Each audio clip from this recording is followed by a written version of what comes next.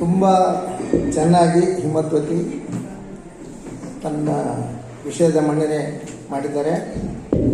ಅವರ ಅಧ್ಯಯನ ಮತ್ತು ಪರಿಶ್ರಮಕ್ಕೆ ಬೆರಗಾಗುವ ಹಾಗಿದೆ. ಆದರೆ ಇವರ ಸಂಶೋಧನಾ ಪ್ರವೃತ್ತಿ ಹೀಗೆ ಮುಂದುವರೆದು ಹೆಚ್ಚಿನ ಸಂಶೋಧನೆ ಹರಿದಾಸ ಸಾಹಿತ್ಯದಲ್ಲಿ ಆಸಕ್ತಿ ಇವರಿಗೆ ಬೆಳೆಯಲಿ, ಅದರಲ್ಲಿ ಯಶಸ್ಸಿರಲಿ ಅಂತ ನಾನು ದೇವರಲ್ಲಿ ಪ್ರಾರ್ಥನೆ ಮಾಡ್ಕೊತೀನಿ. ಹಿಮದ್ವತಿ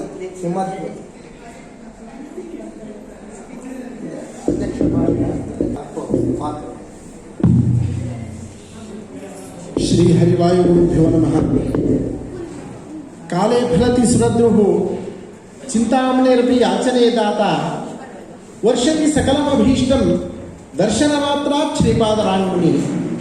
ಶ್ರೀಪಾದರಾಯರ ಈ ಸ್ತುತಿ ಏನಿದೆ, ಇದೇ ಲಕ್ಷಣ ಹರಿದಾಸ ಸಾಹಿತ್ಯಕ್ಕೂ ಕೂಡ ಅನ್ವಯವಾಗುತ್ತೆ. ಕಾಲೇ ಫಲತಿ ಸುರದ್ರುಃ, ಕಲ್ಪವೃಕ್ಷ ನಮ್ಮ ಪುಣ್ಯ ಪಕ್ವವಾದ ಕಾಲದಲ್ಲಿ ಮಾತ್ರ ಫಲ ನೀಡುತ್ತದೆ. ಆದರೆ ಹರಿದಾಸ ಸಾಹಿತ್ಯ ನಾವು ಪತಿತರಾಗಿದ್ದಾಗಲೂ ಸಹ, ದುಃಖಿತರಾಗಿದ್ದಾಗಲೂ ಸಹ, ಸಂದೇಹಗ್ರಸ್ತರಾಗಿದ್ದಾಗಲೂ ಸಹ, ನಮ್ಮ ಮನಸ್ಸು ನಮ್ಮ ಕರ್ಮವಶದಿಂದಲೋ ಕಾಲವಶದಿಂದಲೋ ಮಲಿನವಾದಾಗಲೂ ಸಹ ನಮಗೆ ಅದನ್ನೇ ಸತ್ಕಾಲವನ್ನಾಗಿ ಮಾಡಿ ಉದಯ ಕಾಲದಿ ಪದವ ಪಠಿಸಲು ಮದಡನಾದರೂ ಜ್ಞಾನ ಉದಯವಾಹುದು ಎನ್ನುವಂತಹ ಕಲ್ಪವೃಕ್ಷ ಸದೃಶವಾಗಿ ಕಂಗೊಳಿಸ್ತಾ ಇದೆ. ಚಿಂತಾಮಣಿಯರಪಿ ಯಾಚನೆ ದಾತ, ಚಿಂತಾಮಣಿಯಿಂದ ಒಂದು ಸ್ವರ್ಣವನ್ನು ನೀಡುವ ಮಣಿ ಇದೆ, ಕೇಳಿದರೆ ಕೊಡುತ್ತೆ. ಆದರೆ ಹರಿದಾಸ ಸಾಹಿತ್ಯ ಹಾಗಲ್ಲ. ಹರಿದಾಸ ಸಾಹಿತ್ಯದ ಸಂಸ್ಕಾರವುಳ್ಳ ಮಾಧ್ವರೇ ಆಗಬೇಕಾಗಿಲ್ಲ, ಬ್ರಾಹ್ಮಣರೇ ಆಗಬೇಕಾಗಿಲ್ಲ. ಆ ಭಜನ ಸಂಸ್ಕಾರದಲ್ಲಿ ಬಿದ್ದುಬಿಟ್ರೆ ಅವನು, ಆ ಮಗು ಅಕ್ಷರ ಕಲಿಯೋದಕ್ಕಿಂತ ಮುಂಚೆ ನಾದವನ್ನು ಕಲಿಯುತ್ತೆ, ಕೇಳುತ್ತೆ. ನೂರಾರು ಹಾಡುಗಳು ಬಾಯಲ್ಲಿ ಉಳಿತದೆ. ತ್ಯಾಗರಾಜರ ಚರಿತ್ರೆಯನ್ನು ಬರೆಯುವಾಗ ಅವರು ಹೇಳ್ಕೊಳ್ತಾರೆ, ನಮ್ಮ ತಾಯಿ ಕರ್ನಾಟಕದವಳು ಪುರಂದರದಾಸರ ಕೀರ್ತನೆಗಳನ್ನು ಹಾಡ್ತಾ ಇದ್ಲು. ಆ ತಾಯಿಯ ಮಹಿಮೆಯಿಂದ ನಾನು ವಾಗ್ಗೇಯಕಾರನಾದೆ ಅಂತ ಪ್ರಹ್ಲಾದ ಚರಿತ್ರೆಯಲ್ಲಿ ಅವರು ಉಲ್ಲೇಖಿಸ್ತಾರೆ ಅಂತಂದಾಗ, ಚಿಂತಾಮಣಿರಪಿ ಯಾಚನೆ ದಾತ, ಇದು ನಮ್ಮ ಯಾಚನೆ ಇಲ್ಲದಲೇ ಹಲವು ಜನ್ಮಗಳ ಹಿರಿಯರ ಪಾದಧೂಳಿಯ ವಶದಿಂದ ನಮ್ಮ ಕಿವಿ ಮೇಲೆ ಬಿದ್ದು ನಮ್ಮನ್ನು ಪುನೀತರನ್ನಾಗಿ ಮಾಡ್ತದೆ. ವರ್ಷಕ್ಕೆ ಸಕಲವಿಷ್ಟ ದರ್ಶನ ಮಾತ್ರ ಶ್ರೀಪಾದರಾಯಣಿ. ಶ್ರೀಪಾದರಾಯರ ದರ್ಶನ ಮಾಡಿಬಿಟ್ರೆ ಸಾಕು, ನಮಗೆ ಸಕಲ ಅಭೀಷ್ಟಗಳ ಮಳೆಯನ್ನು ಕರೆದು ಬಿಡ್ತಾರೆ. ಅದರಂತೆ ಹರಿದಾಸ ಸಾಹಿತ್ಯವನ್ನ ಬರೀ ಹಾದಿ ಬೀದಿಯ ಹಾಡು ಅಂತ ಕೇಳಿದರೆ ಅದರ ದರ್ಶನ, ಭಾಗವತೋತ್ತಮರು ನಡೆದು ತೋರಿಸಿದ ನಿದರ್ಶನವೂ ಹೌದು ಎನ್ನುವ ಸ್ಫೂರ್ತಿಯಿಂದ ನಾವು ಸ್ವೀಕಾರ ಮಾಡಿದರೆ ನಮ್ಮ ಸಕಲ ಅಭೀಷ್ಟಗಳು ಪೂರ್ಣವಾಗ್ತವೆ. ಇಂತಹ ಹರಿದಾಸ ಸಾಹಿತ್ಯದ ಈಗಾಗಲೇ ನಮ್ಮೆಲ್ಲರಿಗೂ ಸುಪರಿಚಿತವಾಗಿರುವ ಅಥವಾ ಇನ್ನೂ ಕೆಲವರಿಗೆ ಅಪರಿಚಿತ ನೆಲೆಯಲ್ಲಿ ಉಳಿದಿರುವಂತಹ ದಾಸರುಗಳನ್ನು, ಅವರ ಕೃತಿಗಳನ್ನು ಸಂಶೋಧನೆಯ ಶಿಸ್ತಿಗೆ ಒಳಪಡಿಸಬೇಕು. ವಿದೇಶಿಯರು ಹೇಳಿದರಂತೆ, ಭಾರತದಲ್ಲಿ ಫಿಲಾಸಫಿ ಅನ್ನೋದು ಗ್ರಂಥಗಳಲ್ಲಿ ಇಲ್ಲ, ಕೇವಲ ಮಹಾಪುರುಷರ ಜೀವನದಲ್ಲಿ ಇಲ್ಲ, ಹಾದಿ ಬೀದಿಗೆ ಹಾಡುವ ದಾಸಯ್ಯಗಳ ಹಾಡನ್ನು ಕೂಡ ನೀವು ನೋಡ್ತೀರಾ ಅಂತ. ಯಾರೋ ಹೊಟ್ಟೆಗಿಲ್ಲದ ದಾಸಯ್ಯ ಹಾಡಿದ ಹಾಡಲ್ಲ ಅದು. ಆ ದಾಸರ ಒಳಗೆ ಅಯ್ಯನಾಗಿ ನಿಂತು ಬಿಂಬರೂಪಿ ಪ್ರೇರಿಸಿದಂತಹ ಆ ನುಡಿಗಳು ಏನಿವೆ, ಶಾಸ್ತ್ರಸಮ್ಮತವಾದ ನುಡಿಗಳು, ಅದು ಹಾದಿ ಬೀದಿಯವರ ಫಿಲಾಸಫಿಯೇ ಹೌದು. ಫಿಲಾಸಫಿ ಅಂತ ಅನ್ನೋದು ಬರೀ ಗ್ರಂಥಗಳಲ್ಲಿ ಹುದುಕ್ಬಿಟ್ರೆ ಹೇಗೆ, ನಮ್ಮ ಸಾಧನೆಯ ಹಾದಿಗೂ ಕೂಡ ಅದು ಅನುವು ಮಾಡಿಕೊಡಬೇಕು. ಆ ಪಥ ಏನಿದೆ, ಉತ್ಕ್ರಮಣದ ಪಥ, ನಿಷ್ಕ್ರಮಣದ ಪಥ, ಅದು ದೇವಯಾನ ಮತ್ತು ಪಿತೃಯಾನ ಅಂತ ಏನಿದೆ, ಅದರಲ್ಲಿ ವಾಯುದೇವರು ಜೀವನನ್ನ ಮತ್ತು ಭಗವಂತನನ್ನ ಅಂತ್ಯಕಾಲದಲ್ಲಿ ಕರೆದುಕೊಂಡು ಹೋಗುವಾಗ ನಮ್ಮ ಲಯಚಿಂತನೆಗೂ ಉಪಯೋಗ ಬರುವಂತಹ ಆತ್ಯಂತಿಕವಾದ ಮೋಕ್ಷ ಫಲಕವಾದಂತಹ ಸಿದ್ಧಾಂತ ಕೂಡ ನಮ್ಮ ದಾಸರ ಕೃತಿಗಳಲ್ಲಿ ಅಡಗಿದೆ ಅಂತ ಅನ್ನೋದನ್ನು ಹೇಳುವಾಗ ಬಹಳ ಸಂತೋಷವಾಗ್ತದೆ. ಹೀಗೆ ವೇದ ವಿಜ್ಞಾನ ಸಂಸ್ಥೆ, ಶ್ರೀ ಪ್ರಸನ್ನ ವೆಂಕಟ ಕಲ್ಚರಲ್ ಟ್ರಸ್ಟ್ ಮತ್ತು ಕನ್ನಡ ಮತ್ತು ಸಂಸ್ಕೃತಿ ಇಲಾಖೆ, ರಾಜ್ಯ ಸರ್ಕಾರ, ಈ ಮೂರು ಸಂಸ್ಥೆಗಳ ಸಹಯೋಗದಲ್ಲಿ ಅಖಿಲ ಭಾರತ ದಾಸ ಸಾಹಿತ್ಯ ಸಮ್ಮೇಳನ ಏನು ನಡೀತಾ ಇದೆ, ಈ ಸಮ್ಮೇಳನದ ಮೊದಲನೇ ಗೋಷ್ಠಿಯಲ್ಲಿ ವಿದ್ಯಾರ್ಥಿನಿ ಹಿಮದ್ವತಿ ಹರಿದಾಸ ಸಾಹಿತ್ಯ ಹಾಗೂ ಸಮಾಜ ಸ್ವಾಸ್ಥ್ಯ ಎನ್ನುವ ಪ್ರಬಂಧವನ್ನು ಮಂಡಿಸಿದ್ದಾರೆ. ಆ ಪ್ರಬಂಧದ ಬಗ್ಗೆ ನಾನು ಹೆಚ್ಚು ವಿಸ್ತರಿಸೋದಿಲ್ಲ. ವಿಷಯ ಪ್ರೌಢವಾಗಿದೆ, ಬಳಸಿದ ಪದಗಳು ಕೂಡ ಬಹಳ ಪ್ರೌಢವಾಗಿವೆ. ಯಾರು ಬರೀತೀವಿ, ನಮ್ಮ ವಯಸ್ಸು ಮತ್ತು ನಮ್ಮ ಮನಸ್ಸಿಗೆ ಸ್ವಚ್ಛಂದವಾಗಿ ಬರುವಂತಹ ಲೀಲಾಜಾಲವಾಗಿರುವಂತಹ ಭಾಷೆಯನ್ನು ಉಪಯೋಗಿಸಿ ಸರಳತೆ ಎಂದು ನಮಗೆ ಅಪಮಾನ ಮಾಡೋದಿಲ್ಲ, ಬದಲಾಗಿ ಅದು ಅನುಕೂಲವೇ ಆಗ್ತದೆ. ಎರಡನೇದು ದಾಸರ ಸಾಲುಗಳನ್ನ ನೀವು ಅಂತಿಮ ಭಾಗದಲ್ಲಿ ಏನು ಉಪಯೋಗಿಸಿದ್ರೆ ಅದನ್ನು ನಡುವೆ ಉಪಯೋಗಿಸ್ಬಿಟ್ರೆ ಮುತ್ತು ಬಹಳ ಚೆನ್ನಾಗಿತ್ತು ಪ್ರಬಂಧ. ಅಜ್ಜಿ ಹೇಳಿದ ರೀತಿಯಲ್ಲಿ ನಾವು ಆ ವಯಸ್ಸಲ್ಲಿ ಖಂಡಿತ ಅಷ್ಟೊಂದು ಸಾಹಸವನ್ನು ಮಾಡಿರಲಿಲ್ಲ. ಆ ಮಗು ಮಾಡಿದೆ ಅಂತಂದ್ರೆ ಅದೃಷ್ಟ, ಅದಕ್ಕೆ ಉಜ್ವಲವಾದ ಭವಿಷ್ಯ ಇದೆ, ಅದನ್ನು ಮುಂದುವರಿಸಿಕೊಂಡು ಹೋಗಬೇಕು. ಅದರ ತಂದೆ ತಾಯಿ ಆಗಿದ್ದಾರೆ, ಅವ್ರನ್ನ ವಿಶೇಷವಾಗಿ ಅಭಿನಂದಿಸ್ತೀನಿ ನಾನು. ಅವರಿಗೆ ಸ್ಫೂರ್ತಿ ಕೊಟ್ಟು ಅವ್ರನ್ನ ಮುಂದೆ ತಂದಿದ್ದಾರೆ. ಇದೇ ರೀತಿಯಾಗಿ ಪ್ರೋತ್ಸಾಹ ಮಾಡಿ. ಅಂಕಗಳಷ್ಟೇ ಮುಖ್ಯ ಅಲ್ಲ, ಇಂತಹ ಸಾಧನೆ ಕೂಡ ನಿಮಗೆ ಅತ್ಯಂತ ತೃಪ್ತಿಯನ್ನು ತಂದುಕೊಡುತ್ತೆ. ನಮಗಂತೂ ತೃಪ್ತಿಯನ್ನು ತಂದಿದೆ.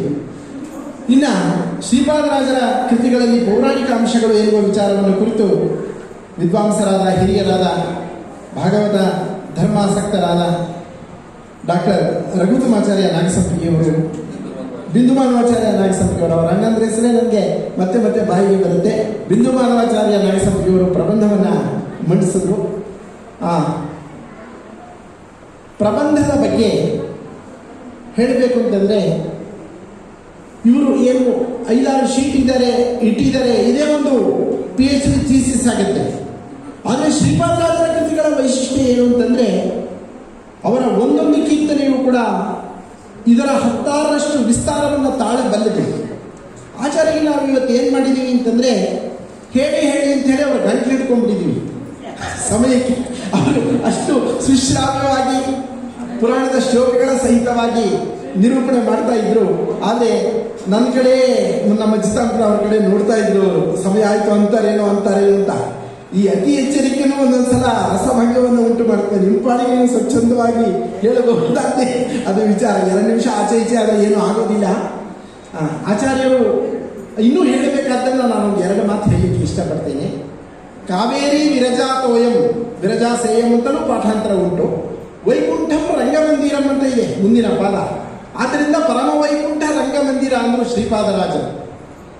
ಸ ವಾಸುದೇವೋ ರಂಗೇಶಃ ಪ್ರತ್ಯಕ್ಷಂ ಪರಮಂ ಪದಂ ಅಂತ ಆ ಶ್ಲೋಕದ ಮುಂದಿನ ಪಾದಗಳು. ಅದನ್ನೇ ಪರಮ ವೈಕುಂಠ ರಂಗಮಂದಿರ ಪರ ವಾಸುದೇವನ ನೋಡದ ಕಂಗಳಿದ್ಯಾತಕೋ ಕಾವೇರಿ ರಂಗನ ನೋಡದ. ಹೀಗೆ ಆ ಒಂದು ಕೀರ್ತನೆಯಲ್ಲೇ ಅಷ್ಟು ಅದ್ಭುತವನ್ನು ಅಡಗಿಸಿದ್ದಾರೆ. ಅದಕ್ಕಿಂತ ಚಿಕ್ಕ ಅಂಶವನ್ನು ನೋಡಬಹುದು.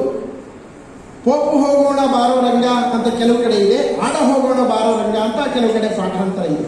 ಏನಲ್ಲಿ ಜಾಹ್ನವಿಯ ತೀರವಂತೆ ಜನಕರಾಯನ ಕುವರಿಯಂತೆ ಅಂತ ಹೇಳಿದ್ರೆ ಬಾಲ ರಾಮಾಯಣ, ಚಿಕ್ಕ ಮಕ್ಕಳಿಗೆ ಸೀತಾ ಕಲ್ಯಾಣದ ಕಥೆಯನ್ನ ಹೇಳಿ ಆಯಿತು. ಕುಂಡಿನಿಯ ನಗರವಂತೆ ಭೀಷ್ಮಕ ರಾಜನ ಕುವರಿಯಂತೆ ಶಿಶುಪಾಲನ ವಲ್ಲಳಂತೆ ಓಲೆ ನಿನಗೆ ಬರೆದಳಂತೆ ಅಂದ್ರೆ ದಶಮಸ್ಕಂದದ ರುಕ್ಮಿಣಿ ಕಲ್ಯಾಣ ಕಥೆಯನ್ನ ತಿಳಿಸಿದ್ದಾಯಿತು. ಶಿಶುಪಾಲನ ವಲ್ಲಳಂತೆ ಎನ್ನುವ ಮೂಲಕ ಆ ಬ್ರಹ್ಮ ಸ್ತಂಭ ಪರ್ಯಂತವಾದಂತಹ ಸಕಲವೂ ಕೂಡ ನಶ್ವರ ಮತ್ತು ಅಸಾರ ಅಂತ ತಿಳಿದು ಭಗವಂತನನ್ನೇ ಸಾರತಮಾಂತ ಉಪಾಸನೆ ಮಾಡುವುದು ಮೋಕ್ಷಕ್ಕೆ ಅಧಿಕಾರ ಅಂತ ಏನು ಹೇಳಿದ್ರು, ಅಂತಹ ಪರಮಾಧಿಕಾರಿಯಾದ ಲಕ್ಷ್ಮೀದೇವಿಯ ಉಪಾಸನೆಯನ್ನು ತಿಳಿಸ್ತಾರೆ ಅಂತ ಅದಕ್ಕೆ ವ್ಯಾಖ್ಯಾನ ಮಾಡ್ತಾರೆ. ಬ್ರಹ್ಮಸೂತ್ರವನ್ನು ಓದ್ದವರು, ಭಾಷ್ಯವನ್ನು ಓದಿದವರು, ಸುಧಾದಿ ಗ್ರಂಥಗಳನ್ನು ಓದ್ದವರು. ನಮ್ಮಂತವರಿಗೆ ಗೊತ್ತಾಗೋದು ಶಿಶುಪಾಲನಂತಹ ದುಷ್ಟರ ಜೊತೆ ಬೆರೆತವನು ಬೇಡ, ದುಷ್ಟ ಸ್ವಭಾವದವನು ಬೇಡ.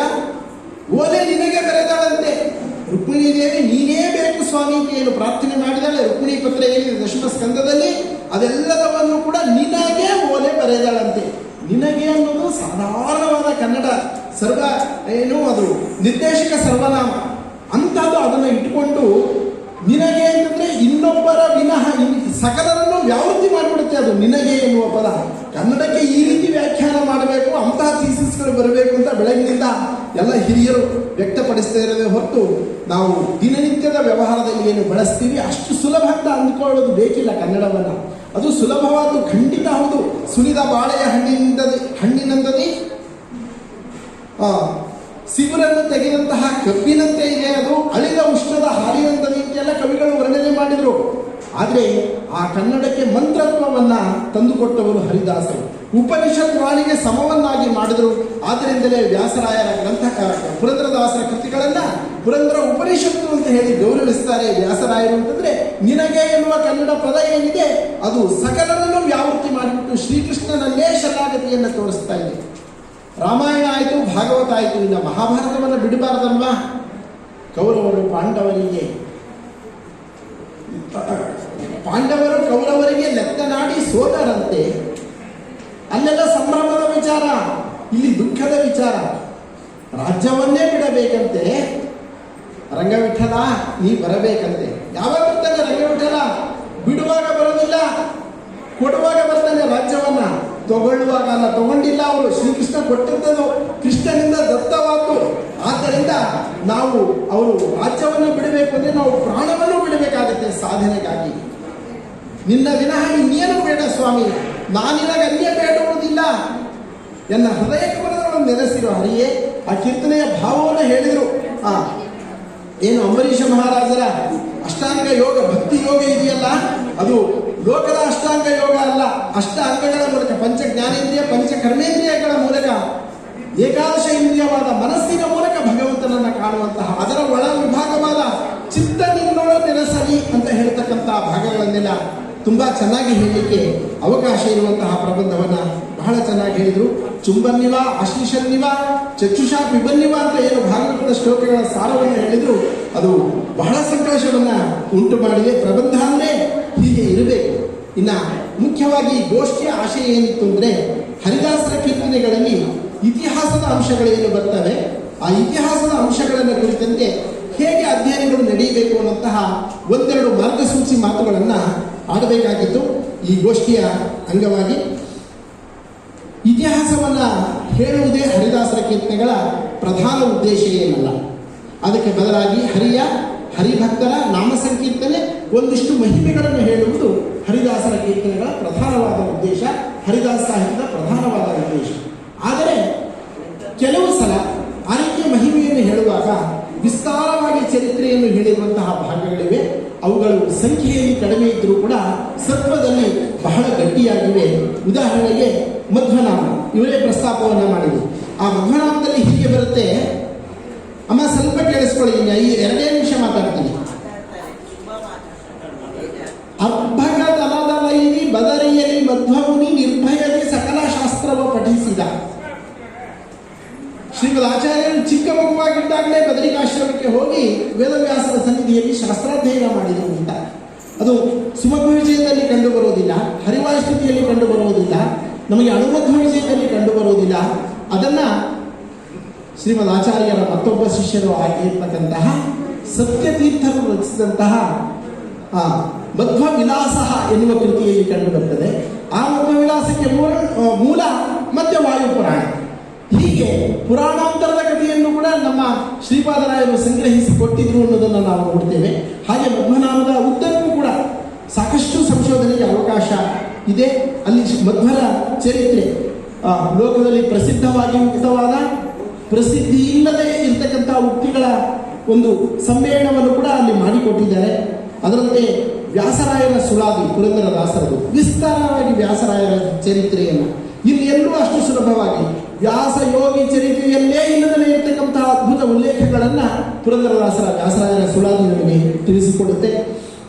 ವಾದಿರಾಜರು ರಚಿಸಿದಂತಹ ಮಧ್ವ ಸುವಾಲಿ ಕೂಡ ಅಷ್ಟೇ ಸಾಕಷ್ಟು ವಿಶೇಷ ಗುಣಗಳನ್ನು ತಿಳಿಸುತ್ತೆ. ತಾಯಿ ಕೆರೆದಂತೆ ವಾಸುದೇವ ಆಟ ಆಡೋದು ಸಾಕು ಬಾಪ ಅಂತ ತಾಯಿಯ ಮಾತಿಗೆ ಬೆಲೆ ಕೊಡಬೇಕಲ್ಲ, ಹಾಗೆ ಹಾರಿಬಿಟ್ಟಂತೆ ವಾಸುದೇವ ದುರ್ಗಾ ಬೆಟ್ಟದಿಂದ ತಾಯಿಯ ಮುಂದಕ್ಕೆ. ಆಗ ದುಷ್ಟನಾದ ಸರ್ಪರೂಪದಲ್ಲಿದ್ದ ಮಣಿಮಂತನ ಸಂಹಾರ ಆಯಿತು ಅನ್ನೋ ಮಹಿಮೆಯನ್ನೆಲ್ಲ ತುಂಬ ವಾಸುದೇವ ಎಂದು ಅಂತ ಸಹಜವಾಗಿ ನಮ್ಮ ಮಕ್ಕಳನ್ನು ಹೇಗೆ ಕರೀತೀವಿ ಆ ರೀತಿ ಆಡು ನುಡಿಯಲ್ಲಿ ಚರಿತ್ರೆಯನ್ನ ದಾಖಲಿಸ್ತಾರೆ ಇಲ್ಲಿ ಶ್ರೀ ವಾದಿರಾಜರು. ವ್ಯಾಸರದಿ ಭಜಿಸಿರೋ ಪುರಂದರ ದಾಸರಾಯರ ಎನ್ನುವ ವಿಜಯದಾಸರ ಒಂದೇ ಕೀರ್ತನೆ ಪುರಂದರದಾಸರ ಪೂರ್ವಾಶ್ರಮದ ಅಂದರೆ ದಾಸದೀಕ್ಷೆಯ ಪೂರ್ವಾವಸ್ಥೆಯ ಮತ್ತು ದಾಸದೀಕ್ಷೆಯ ನಂತರದ ಸಕಲ ವಿವರಗಳನ್ನು ಕಟ್ಟಿಕೊಟ್ಬಿಡುತ್ತೆ. ಅದು ಕೂಡ ಚರಿತ್ರಾತ್ಮಕವಾದಂತಹ ಒಂದು ಕೀರ್ತನೆ. ಅದರಂತೆ ವಿಜಯದಾಸರನ್ನು ಕುರಿತಂತೆ ಗೋಪಾಲದಾಸರು ರಚಿಸಿರುವುದು ಸ್ಮರಿಸುವೆ ನಾನಿಮ್ಮ ಚರಣ ಕಮಲ ಗುರು ವಿಜಯರಾಯ ಎನ್ನುವ ಒಂದು ವಿಸ್ತಾರವಾದ ನಕ್ಷತ್ರ ಮಾಲಿಕೆ ಅಂತ ಕೂಡ ಅದನ್ನು ಕರಿತೀವಿ. ಅದರಲ್ಲಿ ವಿಜಯದಾಸರ ಪೂರ್ವವಾದ ವಿಚಾರಗಳನ್ನು ತಿಳಿಸ್ತಾ ಹೋಗ್ತಾರೆ.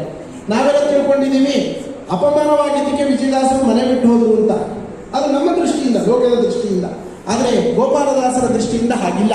ಭಾಗವತ ಧರ್ಮ ವಹಿಸಿ ತ್ರಿರಾವರ್ತಿ ವಿಜಯರಾಯ ಭಾಗೀರಥಿಯ ಚೆನ್ನಾಗಿ ಸೇವಿಸಿದೆಯ್ಯ ವಿಜಯರಾಯ.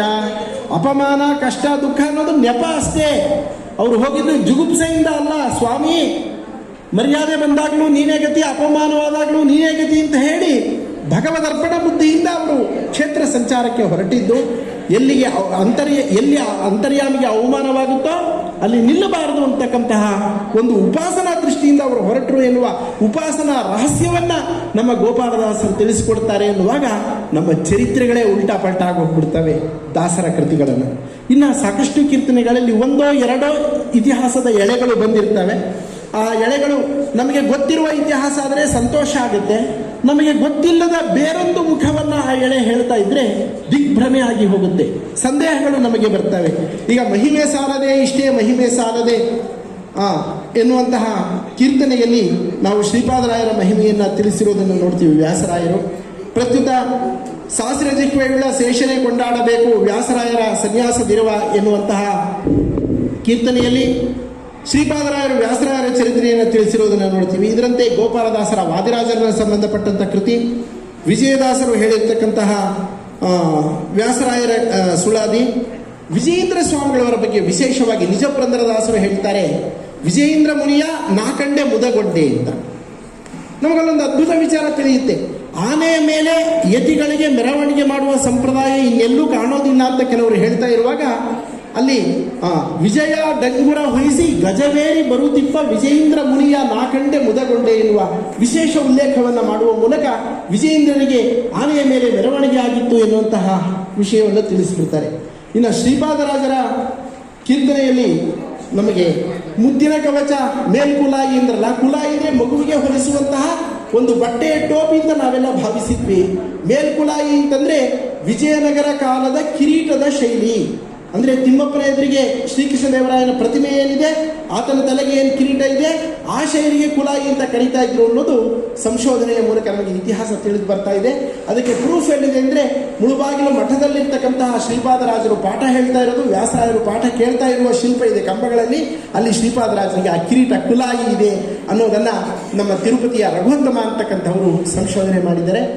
ಬರೀ ಶ್ರೀಪಾದರಾಯರಿಗೆಲ್ಲ ಅವರ ಗುರುಗಳಾದ ಸ್ವರ್ಣವರ್ಣ ತೀರ್ಥರಿರುವಂತಹ ಕುಲಾಯಿಯ ಗೌರವ ಇತ್ತು ಅನ್ನೋದನ್ನು ಸ್ವರ್ಣವರ್ಣ ತೀರ್ಥರ ವೃಂದಾವನ ಸನ್ನಿಧಾನದಲ್ಲಿ ಇರ್ತಕ್ಕಂತಹ ಪ್ರತಿಮೆಯನ್ನು ನೋಡಿದ್ರೆ ಹೀಗೆ ಗೊತ್ತಾಗುತ್ತೆ. ನೋಡಿ, ಇದೆಲ್ಲ ಒಂದೆರಡು ನಿಮಿಷಗಳಲ್ಲಿ, ಅರ್ಧ ಗಂಟೆಯಲ್ಲಿ ಮುಗಿಯೋದಲ್ಲ. ನಾವು ಜೀವನ ಪರ್ಯಂತ ಸಂಶೋಧನೆ ಮಾಡಿದ್ರು ಅದರ ಹಿಂದೆ ಬಿದ್ದರೂ ಕೂಡ ಮುಗಿಯಲಾರದ ವಿಚಾರಗಳು. ಹೇಗೆ ಮಗುವಿಗೆ ಅನ್ನಪ್ರಾಶನ ಅಂತ ಭರ್ಜರಿ ಅಡಿಗೆ ಮಾಡಿಸಿ ದೇವರ ನೈವೇದ್ಯ ಮಾಡಿ ಬ್ರಾಹ್ಮಣ ಸುವಾಸನೆಯರಿಗೆ ಎಲೆ ತುಂಬ ಬಡಿಸಿ ನಮ್ಮ ಮಗುವಿಗೆ ಮಾತ್ರ ಜೇನುತುಪ್ಪವನ್ನು ನೆಕ್ಸಿ ಸಾಕು ಮಗು ಎತ್ಕೊಂಡ್ಬಿಟ್ರಮ್ಮ ಆರತಿ ಮಾಡ್ರಿ ಸಾಕು ಅಂತ ಎಬ್ಬಿಸ್ಬಿಡ್ತೀವೋ, ಹಾಗೆ ನಾವು ಮಕರಂದವನ್ನು ಮಾತ್ರ, ಜೇನುತುಪ್ಪದ ಮಕರಂದವನ್ನು ಮಾತ್ರ ಆಸ್ವಾದನೆ ಮಾಡಿದ್ದೇವೆ. ಮುಂದಿನ ದಿನಗಳಲ್ಲಿ ಅದು ತಮ್ಮೆಲ್ಲರ ಮೂಲಕ ಅಂತಹ ಅಧ್ಯಯನಗಳು ನಡೀಲಿ, ಸಂಶೋಧನೆ ನಡೀಲಿ. ಆ ಮೂಲಕ ನಮ್ಮ ಶ್ರೀ ವಿಜ್ಞಾನನಿಧಿ ತೀರ್ಥರು ಏನು ಕನಸನ್ನು ಕಂಡಿದ್ರು ಆ ಕನಸು ನನಸಾಗಲಿ ಅಂತ ಪ್ರಾರ್ಥಿಸಿ ನನ್ನನ್ನು ಕರೆಸಿ ಈ ಭಾಗ್ಯವನ್ನು ನೀಡೋದಕ್ಕೆ ಎಲ್ಲ ಸಂಬಂಧಪಟ್ಟವರಿಗೆ ವಂದಿಸಿ ನನ್ನ ಮಾತುಗಳನ್ನು ಮುಗಿಸ್ತೇನೆ. ಶ್ರೀ ಕೃಷ್ಣಾರ್ಪಣ. ಅಧ್ಯಕ್ಷರ ವಾಕ್ ಸರಿ, ಅದನ್ನು ಕೇಳ್ತಾ ಕೇಳ್ತಾ ನಮ್ಮೆಲ್ಲರ ಮನಸ್ಸು ಅದರಲ್ಲಿ ತಲ್ಲೀನವಾಗಿತ್ತು. ಆದರೆ ಸಮಯದ ಕೊರತೆ, ಇಲ್ಲಿ ಇಬ್ಬರು ಪ್ರಬಂಧ ವಿಷಯವನ್ನು ಮಂಡಿಸುವವರು ಬಂದಿಲ್ಲ ಅನ್ನೋದರಿಂದ ಈ ಹೆಚ್ಚಿನ ವಿಷಯಗಳನ್ನು ನಮಗೆ ಕೇಳಿ ಸಂತೋಷ ಪಡಲಿಕ್ಕಾಯಿತು. ಇಬ್ಬರು ವಿದ್ವಾಂಸರು, ದಾಸ ಸಾಹಿತ್ಯದಲ್ಲಿ, ವ್ಯಾಸ ಸಾಹಿತ್ಯದಲ್ಲಿ. ಅಂಥ ವಿದ್ವಾಂಸರ ಮಾತುಗಳನ್ನು ನಿಮಿಷಗಳು, ಗಂಟೆಗಳಲ್ಲ, ಗೋಷ್ಠಿಗಳಲ್ಲಿ ಕೇಳಬೇಕು. ಹಾಗೊಂದು ಆಗಲಿ ಅಂತಂದು ಬಯಸ್ತೇನೆ. ಈಗ ಅಧ್ಯಕ್ಷರಿಗೆ, ಈ ಗೋಷ್ಠಿಯ ಅಧ್ಯಕ್ಷರಿಗೆ ಮತ್ತು ಪ್ರಬಂಧವನ್ನು ಮಂಡನೆ ಮಾಡಿದವರಿಗೆ ಎಲ್ಲ ಹಿರಿಯ ಸ್ತುತಿಯಿಂದ ಗೌರವಾರ್ಪಣೆ, ಕೃತಜ್ಞತೆ.